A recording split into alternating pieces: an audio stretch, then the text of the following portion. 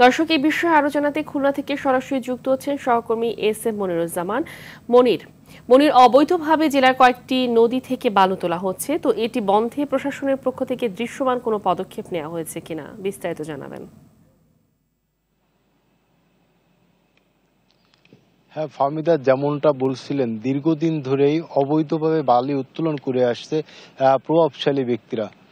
খুলনা, আপনারা জানেন যে খুলনা উপকূলীয় জেলা, এই জেলায় প্রায় ঘূর্ণিঝড় সহ বিভিন্ন সময় বিভিন্ন ঝড় হয়ে থাকে, যার ফলে এই অঞ্চলের মানুষ কিন্তু সবসময় একটু চাপের পরে থাকে। এই চাপের পরের পর কিন্তু অতিরিক্ত চাপ হচ্ছে উপকূলীয় জেলা গুলোতে, যে সকল নদী রয়েছে এই নদী থেকে বালি উত্তোলনের ফলে অনেক বসত বাড়ি, ফসলি জমি সহ অনেক নদী পাড়ের অনেক অংশই ভেঙে যায়, যার ফলে কিন্তু তারা আবার ক্ষতিগ্রস্ত হচ্ছেন এবং ক্ষতিগ্রস্ত হতে অনেকেই কিন্তু সরবরাহ হয়ে গেছেন, এমনটা অনেকে জানিয়েছেন। তাই খুলনাবাসী মনে করেন যে অতি দ্রুত নিয়ম মেনে সরকারি যে বিধিবিধান রয়েছে বালি উত্তোলন করার জন্য।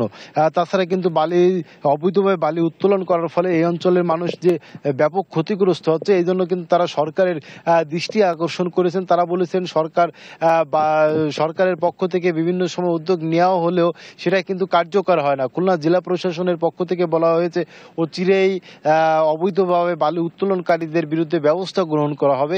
এখন অপেক্ষার পালা হচ্ছে কতদিন পরে এই ব্যবস্থা গ্রহণ করা হয়। ফাহমিদা, এই ছিল খুলনা থেকে অবৈধ বালি উত্তোলনের সর্বশেষ খবর। ফাহমিদা, ধন্যবাদ।